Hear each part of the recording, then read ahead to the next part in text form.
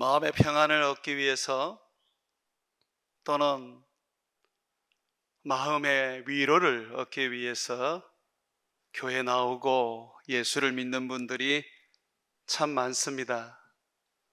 그런데 그분들의 기대처럼 교회 나와서 예수님을 믿어보지만 마음의 기쁨을 누리지 못하고 마음의 평안도 가지지 못하고 살아갑니다.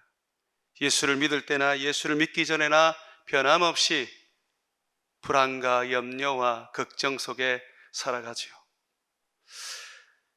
그러면 그 사람은 예수를 잘못 믿은 것일까요?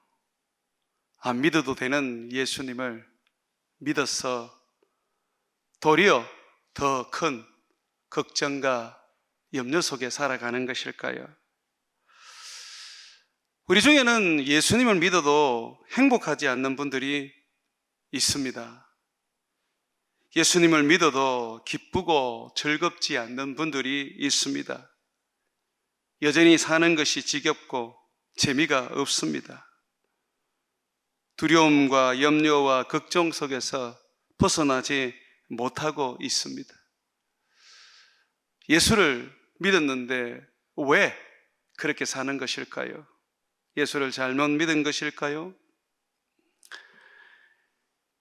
구원을 받지 못하면 예수님을 믿어도 행복하지 않습니다.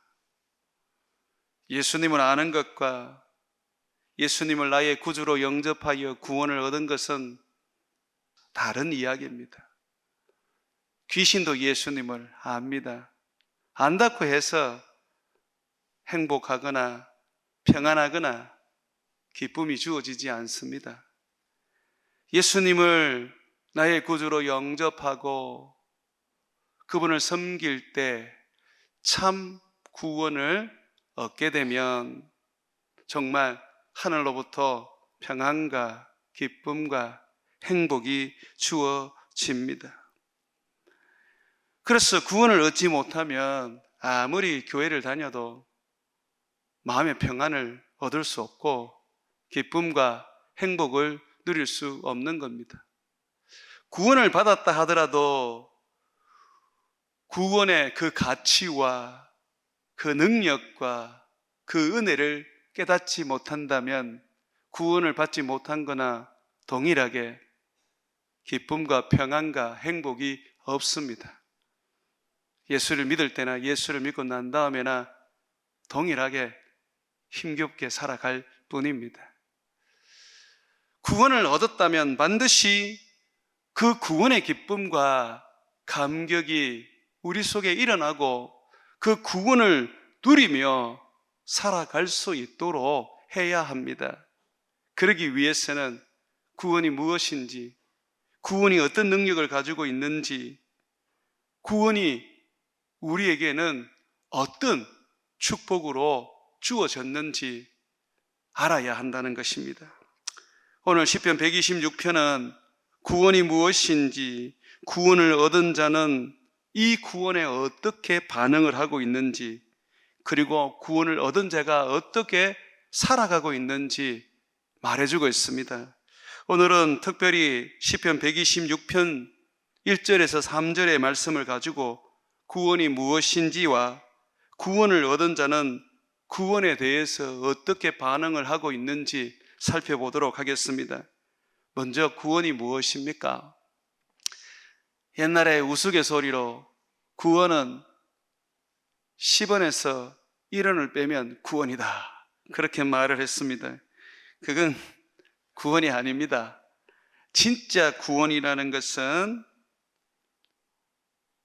내가 포로되었던 곳에서 해방을 맞이해서 자유를 얻는 것입니다. 1절 말씀에 보게 되면 구원에 대해서 아주 잘 말해주고 있습니다. 함께 보시죠. 여호와께서 시온의 포로를 돌려보내실 때에 우리는 꿈꾸는 것 같았도다. 구원이라는 것은 포로에서 해방해서 집으로 돌려보내는 것입니다.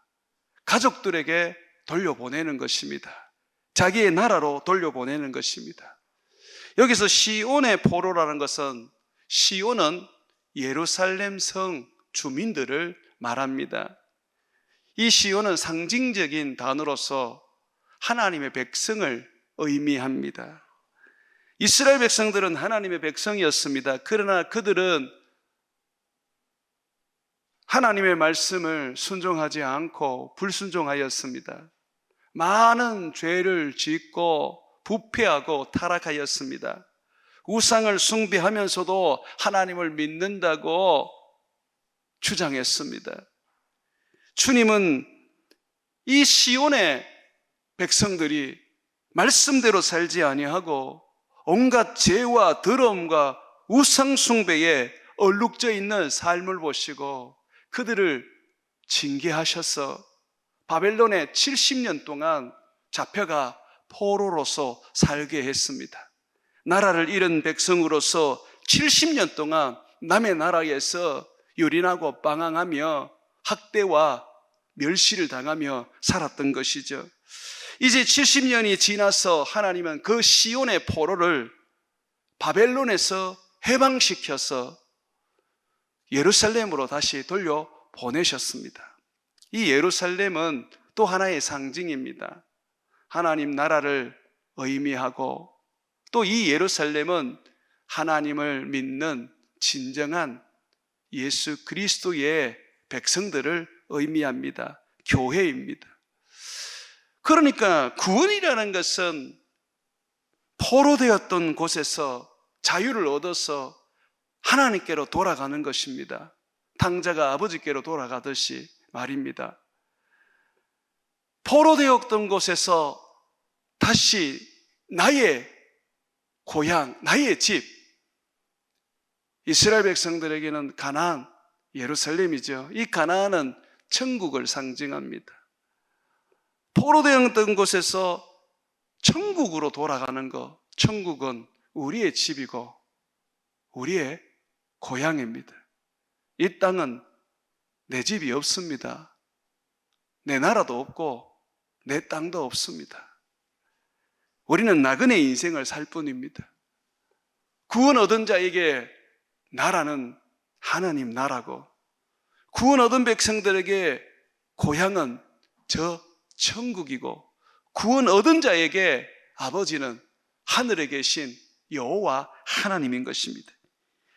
우리는 포로된 곳에서 자유를 얻어 해방을 맞이해서 하나님께로 돌아가고 천국으로 돌아가는 것이 우리의 구원입니다.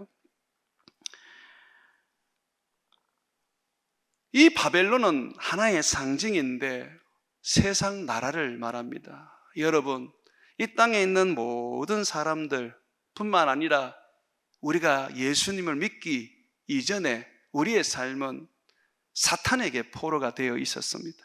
사단은 세상의 왕입니다. 귀신이 우리를 점령하고 우리를 자기의 노예로 삼고 우리를 자기의 백성으로 삼고 자기의 자녀로 삼아서 억압과 굶주림과 절망과 죄악 속에서 살아가게 만들었습니다.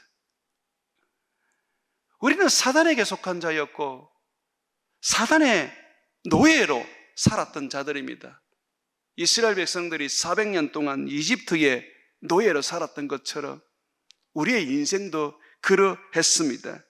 그런데 하나님께서 그의 아들 예수 그리스도를 이 땅에 보내주셔서 예수님이 십자가에서 우리 죄를 위하여 속죄하기 위하여 죽으심으로 이제 그 예수님 때문에 죄에서 해방되고 죽음에서 해방되고 사단에게서 해방되어서 참 자유를 얻게 된 것입니다. 우리의 참 아버지 여호와 하나님께로 돌아가게 되었고 우리의 참 고향이고 집인 천국으로 돌아가게 된 것입니다. 이게 구원입니다. 이 구원으로 말미암아 우리는 신분도 바뀌어져 버렸고 존재도 바뀌어져 버렸고 우리의 가치도 바뀌어져 버렸습니다. 사단에 속한 신분이었는데 하나님께 속한 자녀라는 신분이 되었고, 육체적인 존재였는데 영적인 존재가 되었고, 하늘의 천사조차도 부러워하고 우리를 섬기도록 만들어 놓은 고귀하고 존귀한 존재가 되어버렸습니다. 에베소서 2장 1절과 7절에 보게 되면 예전의 우리의 모습과 지금의 우리의 모습을 아주 잘 설명해 주고 있습니다. 에베소서 2장 1절에 보게 되면 그는 허물과 죄로 죽었던 너희를 살리셨도다고 말하고 있습니다. 그는 예수님입니다. 예수님이 십자가에서 죽으시고 부활하심으로 말미암아서 허물과 죄로 죽었던 우리를 살렸다고 합니다. 허물과 죄로 죽었던 우리, 그때는 어떤 삶을 살았습니까? 2절에 보게 되면 그때의 너희는 그 가운데 행하며 죄와 허물을 행하며 이 세상 풍조를 따르고 공중 권세 잡은 자 마귀와 귀신을 따랐으니 곧 지금 불순종의 아들들 가운데 지금도 역사하는 영이라고 말하고 있습니다. 우리는 예전에 허물과 죄로 죽었던 존재였습니다. 우리는 이전에 마귀에게 속해서 세상 풍조를 따르고 이 마귀를 따르면서 지금의 불순종의 아들 가운데서 저주를 받으며 살고 있었던 자였습니다. 3절에 보게 되면 전에는 우리도 다 그 가운데서 우리 육체의 욕심을 따라 지내며 육체와 마음에 원하는 것을 하여 다른 이들과 같이 본질상 하나님께는 진노의 자녀였다고 말하고 있습니다. 그런데 예수 그리스도께서 이 땅에 오셔서 십자가에 못 박혀 죽으시고 부활함으로 말미암아 우리가 그 예수님을 나의 주인으로 영접하고 그 예수님을 내가 진정으로 믿음으로 말미암아 우리는 달라져 버렸습니다. 4절 말씀입니다. 긍휼이 풍성하신 하나님이 우리를 사랑하신 그 큰 사랑을 인하여, 우리를 사랑하신 그 큰 사랑이 뭡니까? 십자가지요. 아들을 십자가에 내어주고 우리 죄를 대신해서 죄값을 지고 죽게 하셨습니다. 이 큰 사랑으로 인하여 허물로 죽은 우리를 그리스도와 함께 살리셨고 너희는 은혜로 구원을 받은 것이다. 또 함께 일으키사 그리스도 예수 안에서 함께 하늘에 앉히시니 이는 그리스도 예수 안에서 우리에게 자비하심으로 그 은혜의 지극히 풍성함을 여러 세대에 나타내려 함이라고 말하고 있습니다. 우리는 구원을 얻었습니다. 사단에게서 해방을 맞이했습니다. 죄와 사망에서 자유를 얻었습니다. 그래서 성경은 심판에서 생명으로 옮겨졌고 사망에서 영생으로 옮겨졌다고 증언해주고 있습니다. 더 이상 사망이 우리를 속박하거나 억압할 수 없습니다. 더 이상 사단이 우리를 지배하거나 다스릴 수 없습니다. 우리는 구원을 얻었기 때문에 우리는 자유합니다. 우리를 다스리시는 것은 하나님 아버지시고 예수 그리스도며 성령이십니다. 우리에게 주어진 것은 영생이며 우리가 누려야 할 것은 저 천국의 축복입니다. 이것이 구원입니다. 예수님은 이 구원을 주시기 위하여 이 세상에 오셨습니다. 요한은 예수님을 이렇게 증언했습니다. 하나님이 세상을 이처럼 사랑하사 독생자를 주셨으니 이는 저를 믿는 자마다 멸망치 않고 영생을 얻게 하려 하심이라고 말하고 있습니다. 하나님의 아들을 세상에 보낸 것은 세상을 심판하기 위한 게 아닙니다. 하나님의 아들을 믿는 자들에게 구원을 받게 하려고 하신 것입니다. 구원은 신비입니다. 신비. 구원은 은혜입니다. 내 노력으로 얻어진 것도 아니고 또는 내 아버지의 유산으로 또는 공로로 얻어진 것도 아닙니다. 오직 하나님께서 나에게 주신 은혜요, 사랑이요, 청량할 수 없는 그의 놀라운 자비하심입니다.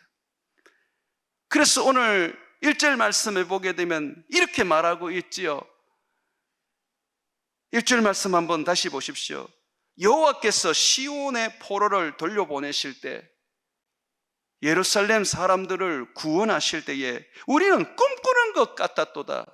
구원은 꿈꾸는 것과 같습니다. 야, 이게 어떻게 이루어지지? 내 힘으로 얻은 것도 아니고 또 누군가의 어떤 도움으로 받은 것도 아니고 그냥 하나님께서 예수 그리스도를 이 땅에 보내어서 우리 죄를 위하여 십자가에 죽게 하시고 또 우리를 의롭다 하시기 위하여 살려주셨는데, 그분을 그냥 믿은 것밖에 없는데 우리를 구원해 주신 것입니다. 참 놀라운 일입니다.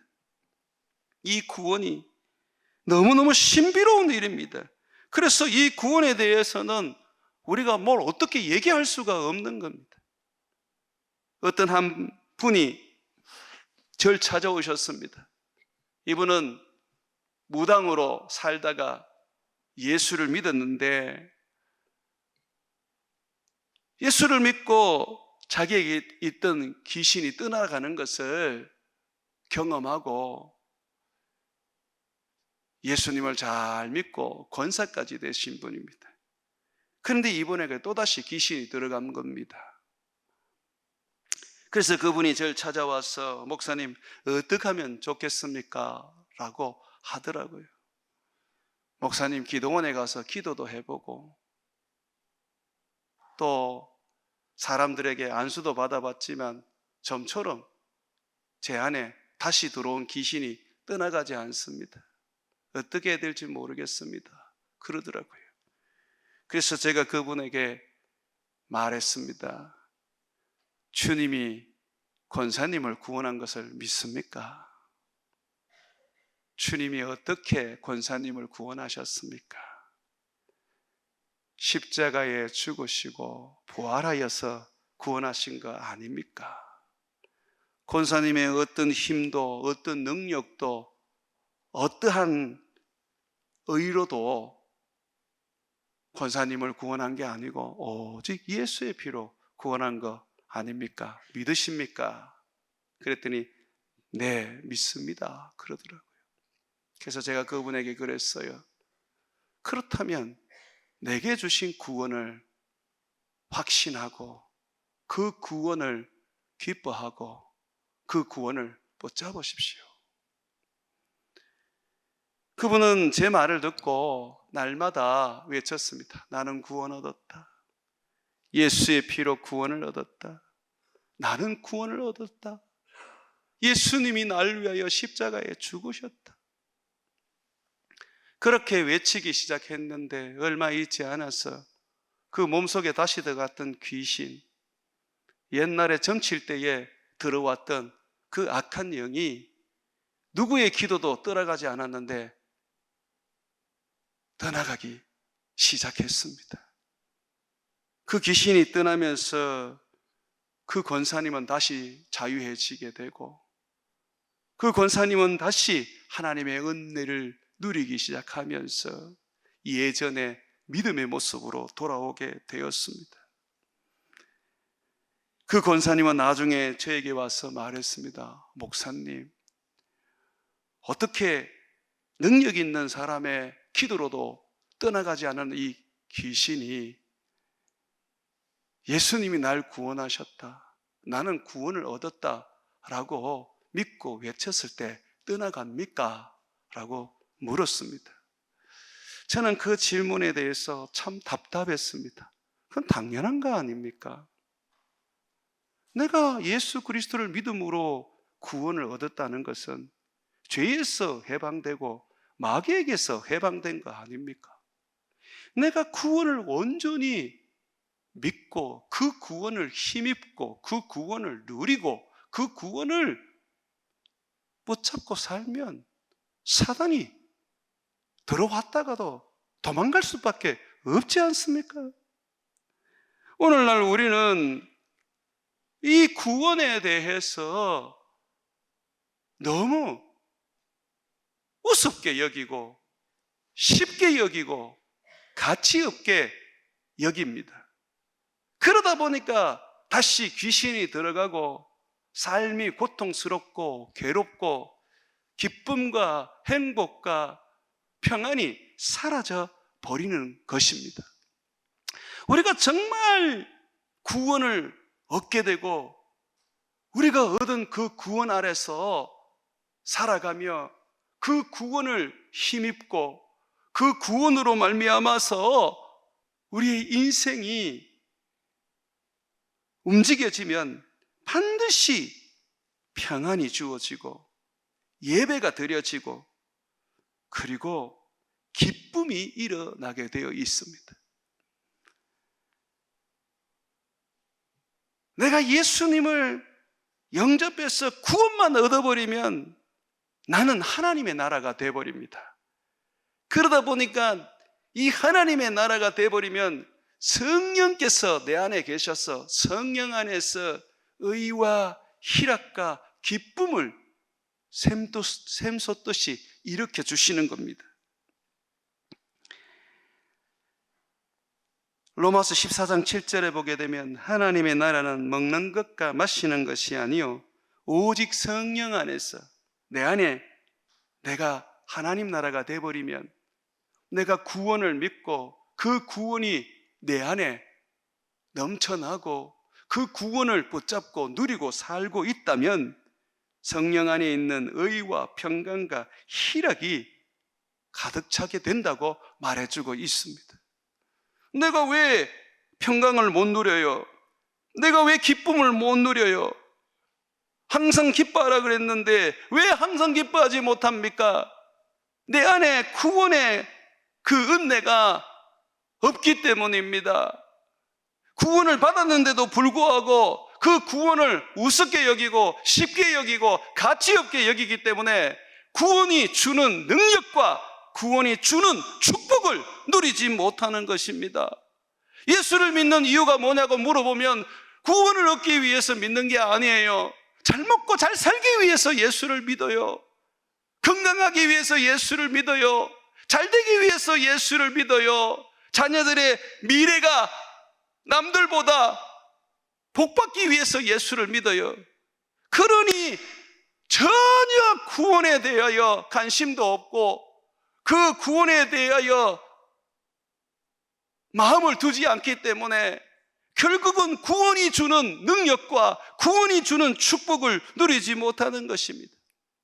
오늘 2절 말씀 한번 보십시오.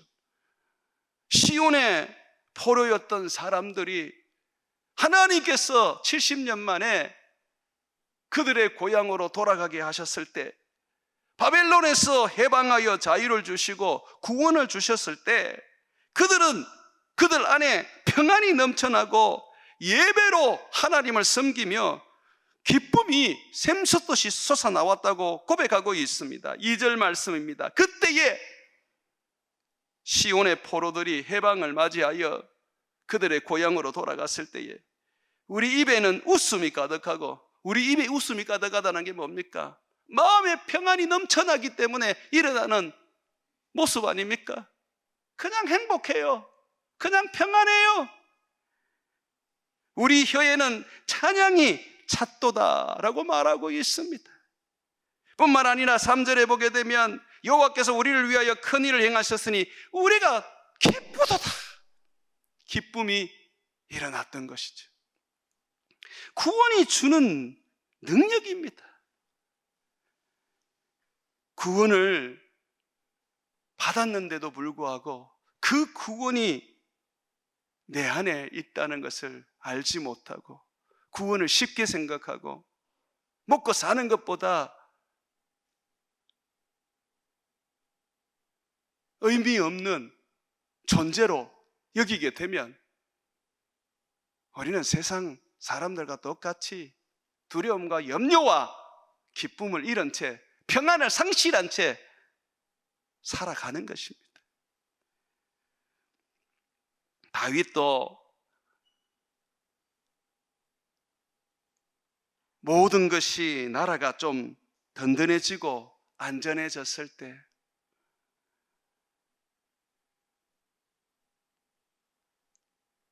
우리아의 아내 밧세바를 강간했습니다. 그리고 그걸 덮으려고 밧세바의 남편 우리아를 전장터에서 살해 지시를 했습니다. 왜 이토록 다윗이 죄를 지었을까요? 그에게 하나님이 주신 구원의 은혜가 소멸되었기 때문입니다. 그래서 시편 53편에 그는 하나님 앞에 자기의 죄를 깨닫고 회개할 때에 구원의 감격을 회복시켜달라고 부르짖었습니다. 주의 구원의 즐거움을 내게 회복시켜 주시고 자원하는 심령을 주사 나를 붙들어 주소서라고 했습니다. 구원의 감격을 잃어버리면, 내게 주신 구원의 그 가치를 놓쳐버리면, 하나님이 주신 그 구원을 내가 가치 없게 여기면 나는 죄를 지을 수밖에 없고 내게는 그냥 불평과 원망과 괴로움과 고통만이 가득할 뿐입니다. 성령이 있는데도 그렇게 됩니다. 다윗은 분명히 성령이 그 안에 있었어요. 그래서 성령을 내게서 거두지 말아달라고 그랬죠.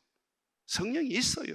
그런데도 불구하고 구원의 감격이 없어지니까, 내게 주신 그 구원을 내가 누리지 못하고 놓쳐버리니까 향락과 성적인 즐거움과 왕으로서의 권세를 사용하는 것으로 만족해 버리니까 결국은 그는 평안도 없고 기쁨도 없고 행복도 사라져 버렸던 것입니다.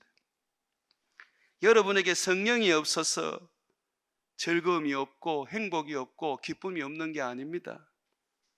여러분에게는 구원에 대한 가치와 그 구원의 능력을 여러분들이 헌식창처럼 여기고 버렸기 때문입니다. 이 구원이 주는 은혜가 얼마나 큰 줄 압니까?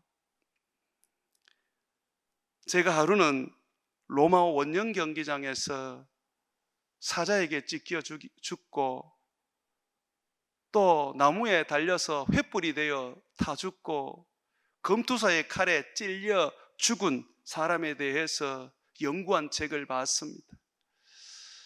이들은 예수 믿는다는 이유로 원형 경기장에 잡혀서 죽임을 당해야만 했습니다.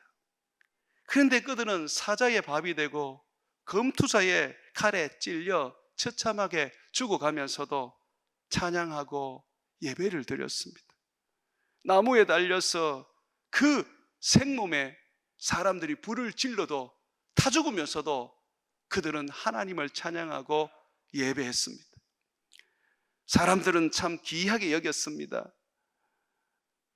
그 책에 의하면 그 죽은 사람을 나중에 장사 지내기 위해서 살펴보니까 그들의 얼굴이 전부 다 평안하고 기쁨으로 가득하더라는 겁니다. 죽은 사람들을 보게 되면 고통스러운 모습이 가득합니다. 그런데 예수를 믿은 사람들 순교 앞에서 그들은 찬양하고 평안을 누렸고 기쁨을 가졌습니다. 왜 그렇습니까? 그 보고서에는 이렇게 이야기합니다.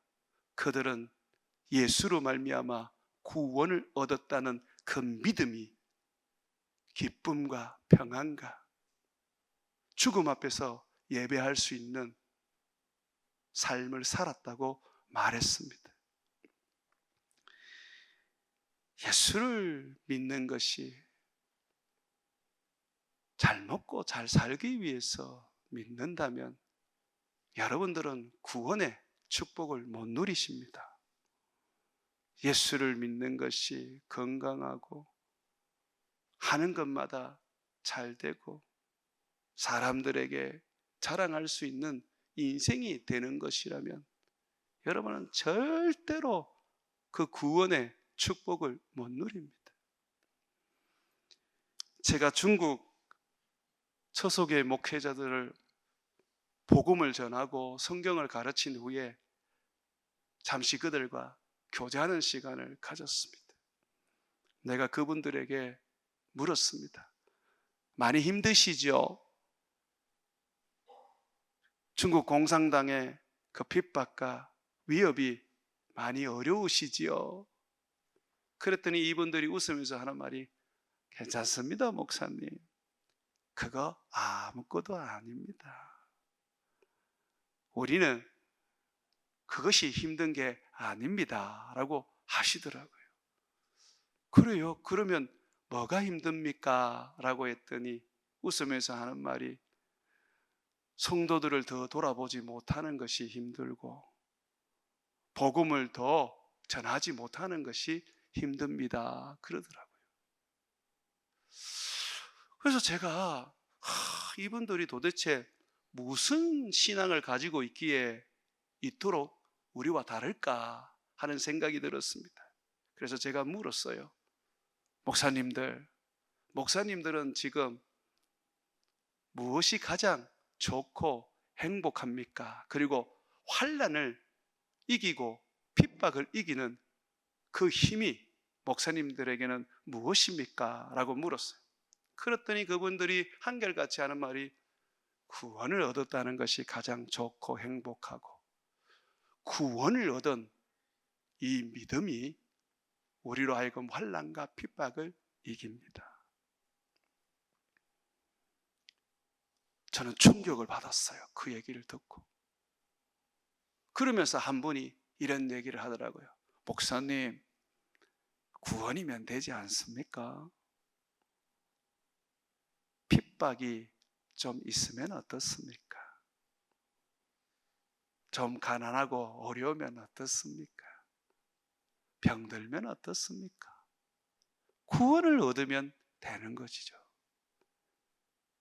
예수 그리스도께서 죽으신 것이 우리를 구원하기 위한 거 아닙니까?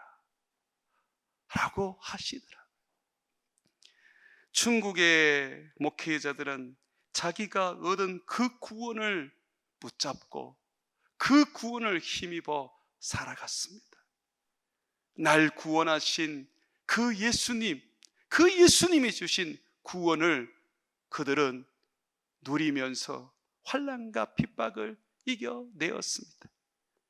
세상을 이길 수 있는 능력, 어떠한 어려움 속에서도 우리는 흔들리지 아니하고 기쁨과 평안과 행복을 누릴 수 있는 축복은 바로 나의 구원입니다. 그러나 우리는 구원을 너무 쉽게 생각하고 가치 없게 여겨요. 이건 누구나 다 받는 구원 이후의 삶이 중요하지. 구원을 받았으면 복을 받아야지. 구원을 받았으면 하는 것마다 잘 돼야지. 구원을 받았으면 뭔가 남들과 달라야지 라고 합니다.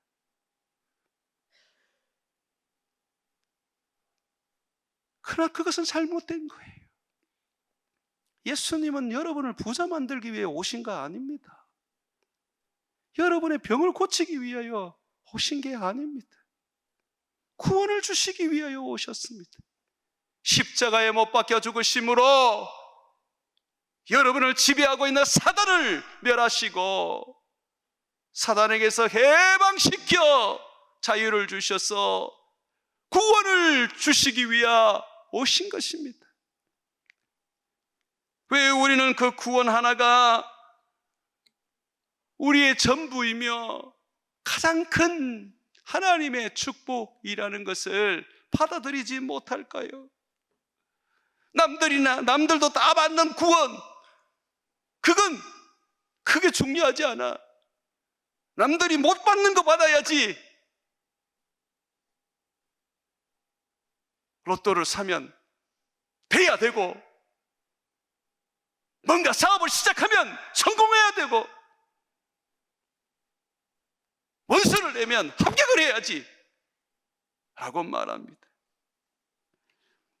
예수님은 그러한 우리들에게 비유를 통하여서 엄히 책망하십니다.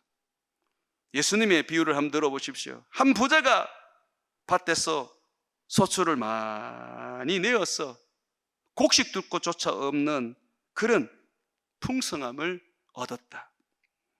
그래서 이 부자는 어떻게 생각했느냐면, 내가 더 큰 창고를 지어야 되겠다. 그리고 거기다가 내가 이 복받은 것을 다 쌓아놓고 내가 두고 행복하게 살아야 되겠다. 그러면서 부자가 이렇게 말했다고 하셨습니다. 내가 내 영혼에게 이르되, 영혼아, 여러 해 설 물건을 많이 쌓아두었으니 평안히 쉬고 먹고 마시며 즐거워하자. 이 부자는 어디에서 평안을 갈구했고 어디에서 기쁨을 찾았습니까? 재물에서, 먹고 사는 것에서 평안과 기쁨을 찾았습니다. 그랬더니 주님께서 이렇게 말합니다. 이 어리석은 자야, 오늘 밤에 너의 영혼을 도로 찾으리니 그러면 네가 준비한 것이 누구의 것이 되겠느냐? 네가 많은 곡식을 소출했다고 해서 거기에 큰 창고를 짓고 그것으로 인하여 네 영혼이 평안할 것이고 네 영혼이 기쁠 것이라고 생각했느냐? 내가 오늘 밤에 네 영혼을 취하여 가버리면 그 곡식은, 그 창고는 무슨 의미가 있느냐? 라고 하십니다. 사랑하는 여러분, 내가 오늘 밤에 주님 불러가셔도 내가 행복하고 즐겁고 기쁠 수 있는 것은 딱 하나입니다. 영혼의 구원을 얻는 것입니다. 임종이 되면요, 목사든 장로든 집사든 금방 믿은 사람이든 다 반드시 확인하는 것이 있습니다. 뭡니까? 구원 얻었는가 하는 겁니다.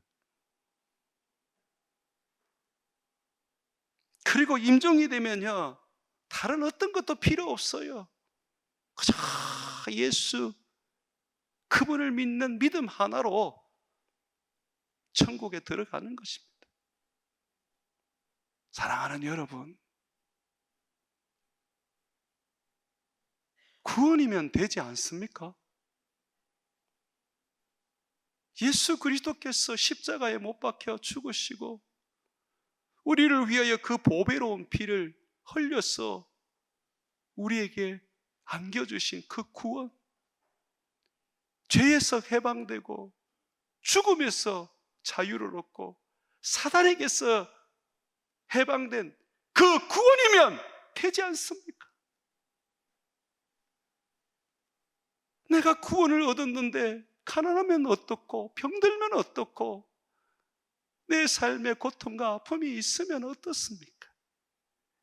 결국 나는 아버지께로 돌아갈 것이고 아버지께서 나를 위하여 예비하신 천국에서 영생을 누리며 살 것인데 내가 그 구원에 대하여 가치를 두지 아니하고 그 구원을 기뻐하고 그 구원을 누리고 그 구원을 힘입어 살지 않고 구원은 던져버리고 뭘 먹을까? 뭘 입을까? 내가 어떻게 성공할까? 마치 예수 그리스도를 도깨비 방망이처럼 여기고 자판기처럼 여기면서 살아가는 것이 문제 아닙니까?